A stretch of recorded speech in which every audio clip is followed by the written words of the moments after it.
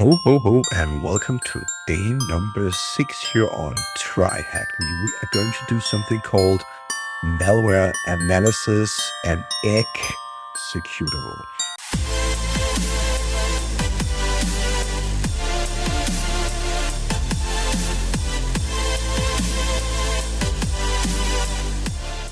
Yes, talking about X again. So the thing about malware analysis is that it's mostly about checking out what is being changed, where it's being changed. When I'm talking about change, you're looking for paths in the operating system. In most occasions, it's Windows because that is the most widely used operating system. So I booted up the machine right here and extended my Windows machine to this right here. So this is the actual machine that we're going to use to analyze the malware file. It's located here in the folder called HopHelper.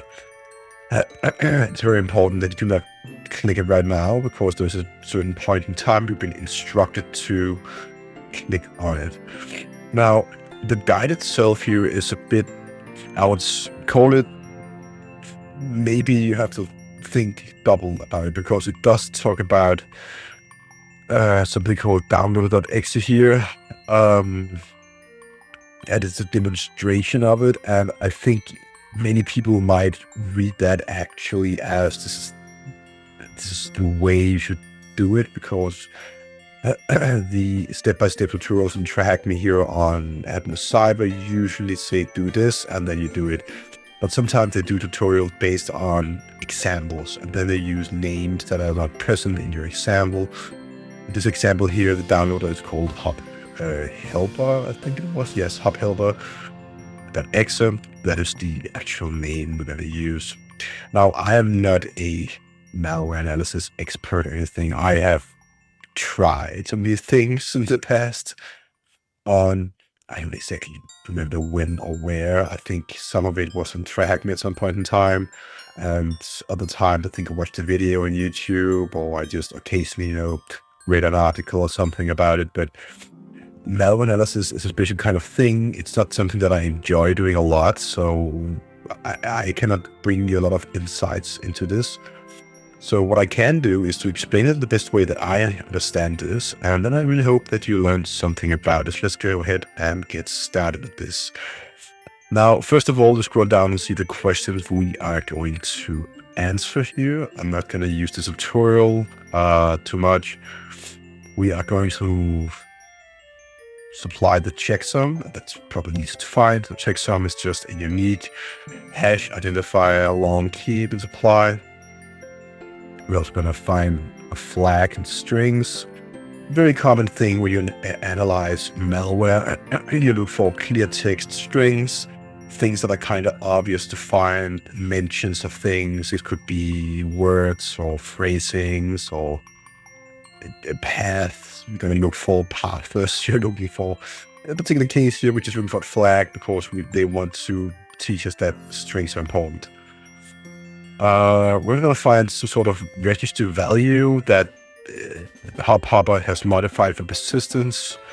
And we're going to find what kind of protocol it uses to communicate. In most occasions, we can guess 4 letters. There's only a few protocols to choose from. Who would have known it probably is HTTP, but let's just verify all these things instead of just guessing. Let me just go ahead and click on the first button here and the start of it, where it was. There we go, introduction. Scroll down again. I started scrolling. Click check, and great. Now let's go ahead and scroll down to the questions one more time, and then I think we are good to go. So let's get this blast show going. Let's go ahead and just open up the P Studio as we instructed to do in the tutorial.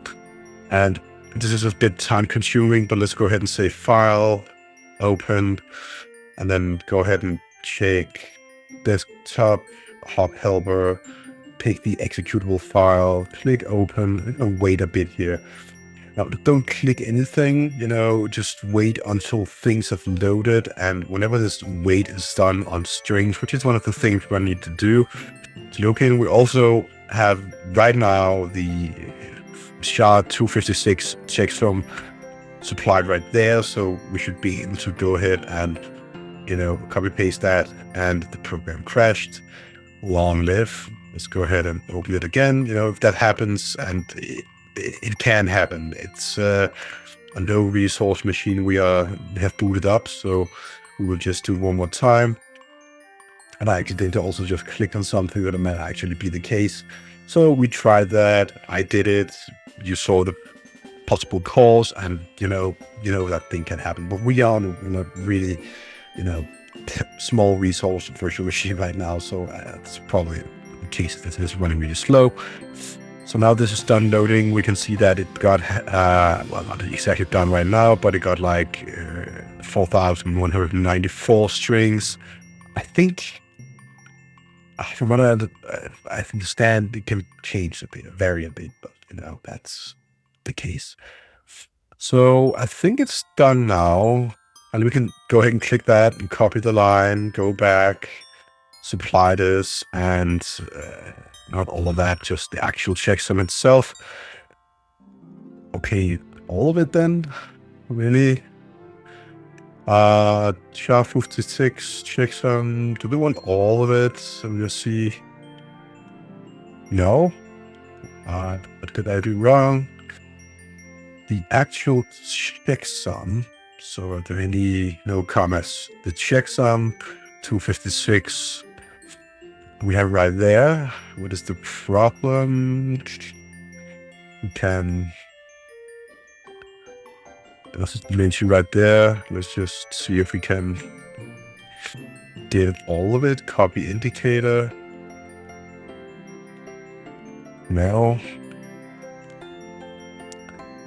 Copy line. Sorry for that.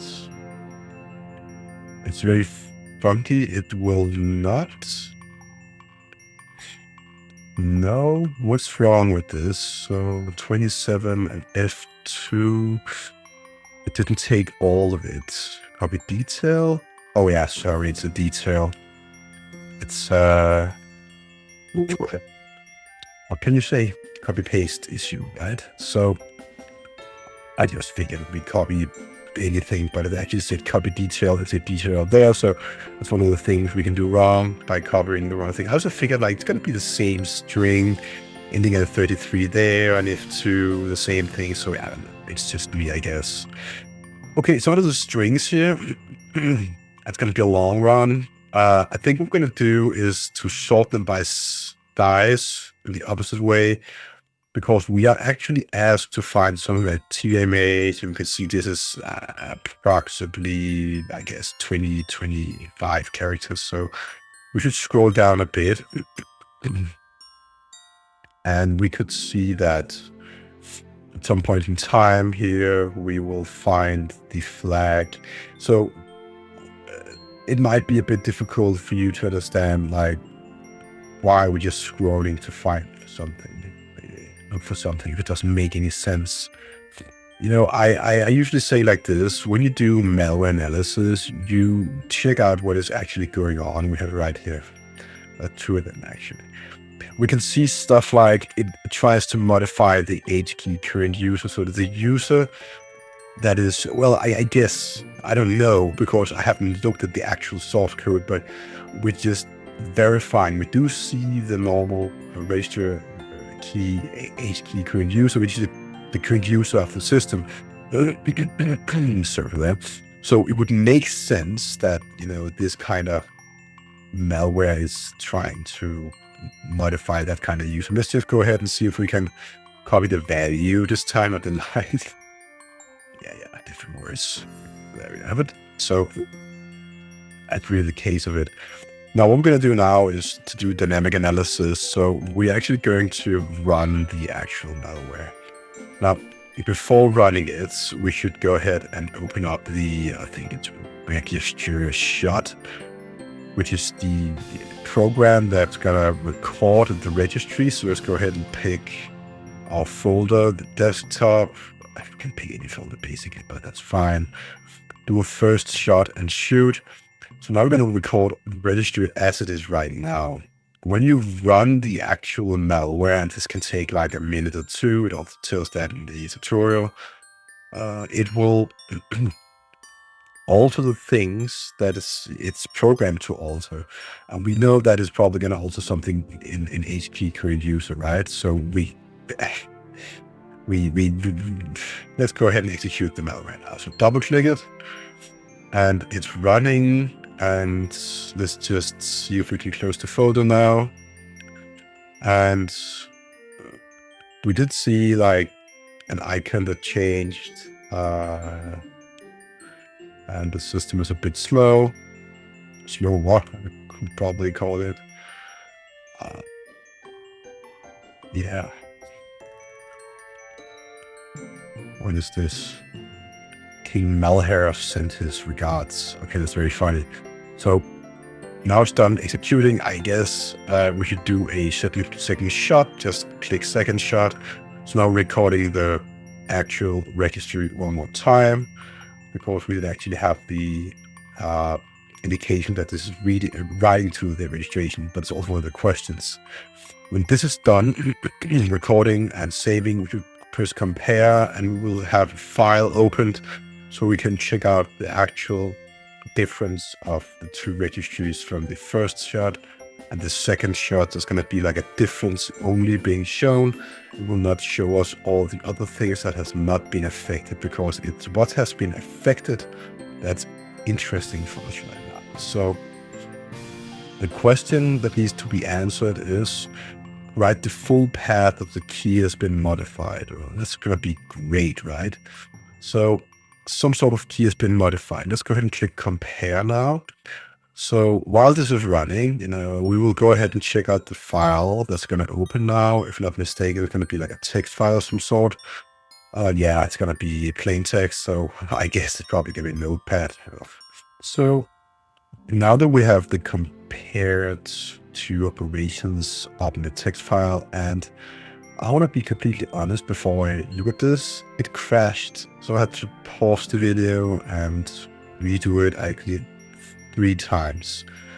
So it's really unstable right now. I don't know exactly why, but it happens when many people do these machines. It's very popular on TryHackMe, but if it does, keep your breath, restart the machine, it's a few minutes, and things will be good. So what we're looking for here is something called persistence, and yeah, I know I restarted it, so I had to go back and forth. I couldn't do anything about it. Whenever we talk about persistence in Windows, and because I've been engaged in Windows forensics in the past, I know that it usually writes to something called run. And it kind of sparks my eyes directly right here, actually. It kind of says, this is the path. And the H key current user is the one we saw earlier in the program analysis. So I'm highly sensitive to this line right here is the right answer to the question right there, I think. Ooh. That's going to be the one, yes. So, of course, how could I have known that?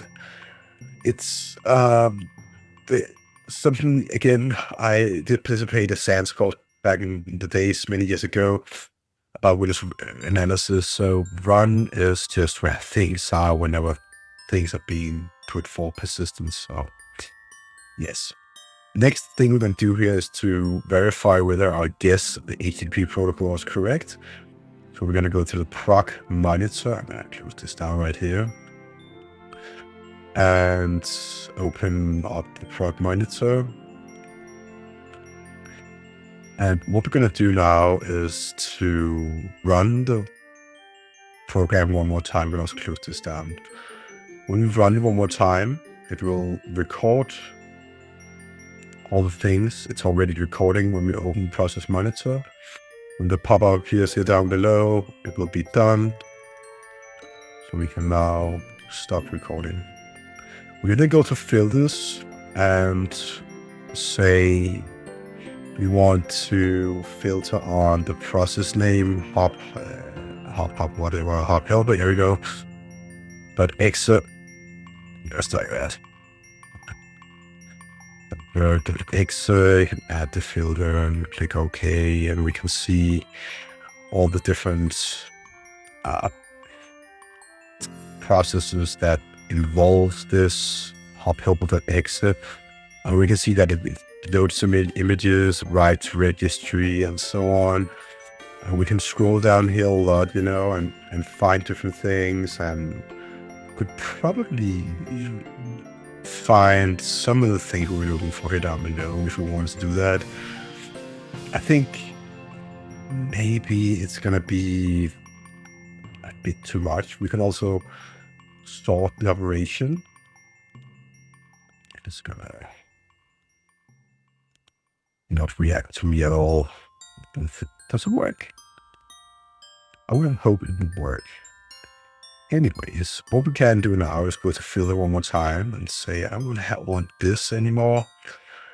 So we can, instead of the architecture, we can filter on, let's see what we can filter on. It's going to be some protocol or something. Protocol, session, user, version, process, this and that. It should be something particular, architecture, operation. It's going to be an operation that contains the TCP. There we go.